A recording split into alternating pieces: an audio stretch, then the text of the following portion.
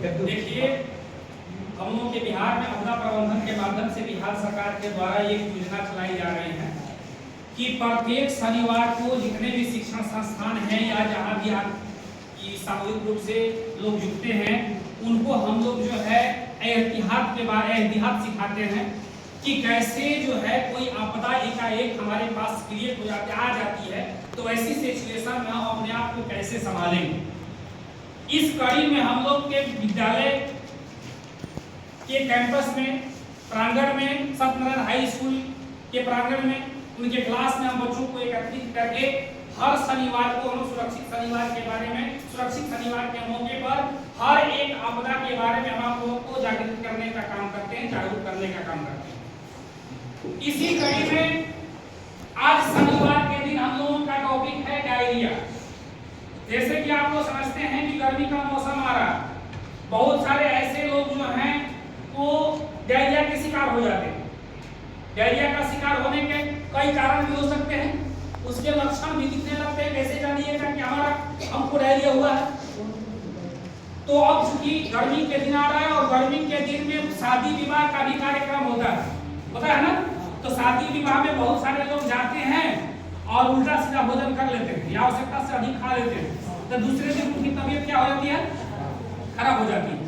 या मीठा देखे तो आवश्यकता से अधिक खा लिया, हो सकता है कि मीठा जो है 2 दिन इनका पहले का ठीक है ना, वो खराब हो गया, तो वो जो है वो पॉइजन का रूप ले लेता है और आपकी तबीयत खराब होती है। डायरिया में मुख्य रूप से होता क्या है? दस्त होना शुरू हो जाता है और पैखाना चालू हो जाता है, ठीक है ना। तो अगर हम लोग ये देखते हैं कि किसी व्यक्ति का 2 बार 3 बार लगातार अगर उल्टी हो रही है, दस्त हो रहा है, उसके साथ साथ उसकी पैखाना चालू होती है, तो शरीर जो है क्या हो जाता है? कमजोर होने लगता है, वीकनेस हो जाती है। ऐसी स्थिति में क्या होता है? पानी की कमी हो जाती है। तो तत्काल रूप से हम लोग क्या करते हैं, अगर डॉक्टर के ले जाना संभव नहीं है तो तुरंत हम लोग नींबू पानी और नमक चीनी का घोल मिला करके दे देते हैं कि कुछ तक आराम हो जाए, ठीक है ना, ताकि उनकी नसें जो है बंद ना हो, और हम लोग जो है नजदीकी हॉस्पिटल पे जाने का प्रयास करते हैं और उनका उपचार कराते हैं। इस कड़ी में हम लोग क्या काम करते हैं कि सबसे पहले डायरिया के बारे में समझ लेते हैं कि इसका लक्षण कैसा होगा, कैसे पता चलेगा कि डायरिया हो रही है किसी। तो पहला लक्षण है डायरिया का प्यास अधिक लगना, ठीक है ना। आपकी तबीयत खराब है और बार बार आपका मुंह जो है सूख जाता है, ओठ पर केतली पड़ जाती है, लगता है कि तलवा जो है सूखने लगा, तो समझ जाइए कि कहीं ना कहीं वो डायरिया का रूप ले रहा है। दूसरी बात, पेट में दर्द भी शुरू हो जाता है। खूनी टटी, खूनी टटी का मतलब होता है कि जब आप पैखाना करते हैं तो पैखाना के रास्ते जो है खून का गिरना शुरू हो जाता है, उसे खूनी टटी कहा जाता है। जुबान का सूखन, यानी आपकी जीभ जो है सूखने लगती है। हमेशा आदमी का जीभ जो है क्या होती है? गीली रहती है, ठीक है ना। क्या रहती है? गीली रहती है। जब भी किसी खाने वाले पदार्थ का हम लोग नाम लेते हैं तो सबसे पहले वो भीग जाती है, टपकने लगता है। तो जुबान का सूखना, डिहाइड्रेशन का होना, मूत्र का कम होना या गाढ़ा होना। अगर हम पेशाब करते हैं तो पेशाब के रास्ते में जलन हो जाती है, अधिक मात्रा में पेशाब नहीं हो पाता है जिससे हम संतुष्ट हो सकते हैं, या पेशाब करते हैं तो पेशाब के रास्ते गाढ़ा पदार्थ निकलने लगते हैं, तो भी हम समझते हैं कि वो ये डायरिया का लक्षण को बताने का काम करता है। टटी की आवृत्ति में अनिरंतरता हो जाती है। टटी का मतलब पैखाना। पैखाना जो है हर आदमी की दैनिक क्रिया है, सुबह और शाम के समय में आदमी जाता है ना बाथरूम, लेकिन अगर उसमें जो है निरंतर सब लोग जाते हैं, लेकिन उसमें अनियमितता हो जाती है। अभी आया, इसके बाद फिर गया, आया गया, आया गया, आया गया, अगर लगा रहे तो समझ जाइए कि वो जो है डायरिया से प्रभावित हो रहा है। दिन में 3 या 3 से अधिक दस्त का होना, एक बार अगर उल्टी होता है तो समझ सकते हैं कि चलिए किसी कारणवश हो गया, लेकिन उल्टी का होना, दस्त का होना, अगर उसका निरंतरता बढ़ता रहता है, फ्रीक्वेंसी उसकी बढ़ जाती है, तो हमें जो है तत्काल डॉक्टर से सलाह लेनी चाहिए। अब यहाँ पर देखते हैं कि डायरिया होने का कारण, ये तो हो गया इनका लक्षण, काहे होता है ये तो हम लोग पढ़ लिए ना कि डायरिया कैसे पता चलेगा कि डायरिया हुई है, तो कारण लक्षण हो गया। अब कारण है क्यों होता है, तो बारात में जाएंगे और आवश्यकता से अधिक चूस लेंगे, 3 दिन का पूरी बुनिया जो है खाते रहेंगे। वायरस इन्फेक्शन, विषाणु के द्वारा भी इफेक्टिव हो सकते हैं।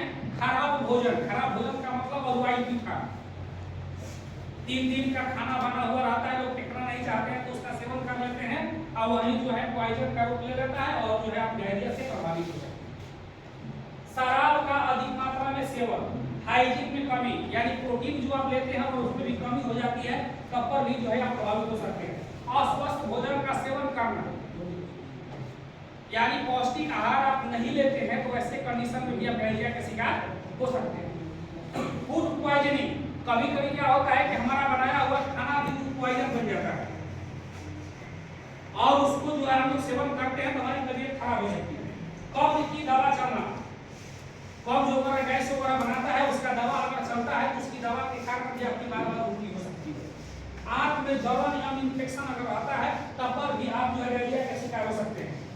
और चिंता और एग्जामिटी के कारण भी होती है। तनाव में भी ज्यादा रहिएगा तब पर भी ये अगर डायरिया होती है तो तनाव भी बढ़ जाता है। ये सब हो गया लक्षण और ये हमारा हो गया कारण। तत्काल हम उपचार क्या करेंगे? मान लीजिए कि घर है, हमारा हॉस्पिटल हमारा दूर है, तो वैसे कंडीशन में हम इसका इलाज कैसे करें? तो उसके लिए हमने बताया है कि आप जो है प्रचुर मात्रा में पानी पीजिए। चूंकि डायरिया में सबसे ज्यादा लॉसिंग किसका होता है? पानी का होता है। और शरीर से पानी जो है मल के रास्ते निकल जाता है, मूत्र के रास्ते निकल जाता है और जो है किसके रास्ते? मुंह के रास्ते भी निकल जाता है। तो उसको जो है मेंटेन करने के लिए हम प्रचुर मात्रा में किसका सेवन करते हैं? पानी का। पानी का सेवन अगर हम करते हैं तो उसका ताप सामान्य होना चाहिए, ठीक है ना। अधिक गर्म और अधिक ठंडा पानी का भी हमें सेवन नहीं करनी है, इस पर ध्यान देना है।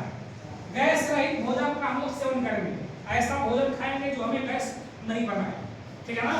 एक तो खुद उल्टी हो रहा है और ऊपर से छोला भटूरा खा ली तो उल्टी बंद होगा? होगा बंद? होगा नहीं हो। अब देखिए वैसे कंडीशन में भोजन हल्का करना है तो मूंग के दाल की खिचड़ी बना लेनी है। जो मूंग का दाल जो होता है वो हल्का होता है, वो आसानी से क्या हो जाता है, खाने के बाद पच जाता है। केले एवं सेब का जैम बना करके हम ले सकते हैं। सामान्यतः बताइए दिए, नींबू, चीनी और नमक का घोल तत्काल प्रभाव से इसको लागू करना है। जैसे उल्टी किसी को चालू हो जाती है, अगर आपके पास अगर इलेक्ट्रॉन नहीं है जो आता है ये पाउडर टाइप का घोल करके पिया जाता है, नहीं है तो ऐसे कंडीशन में आप नींबू, चीनी और नमक का घोल बना करके उसको दे सकते हैं। तले हुए भोजन को जो है नहीं खाना है, ठीक है ना। अब इस पर ध्यान देना है। मैं इतना ही कर करके अपनी बात को समाप्त करूंगा। धन्यवाद।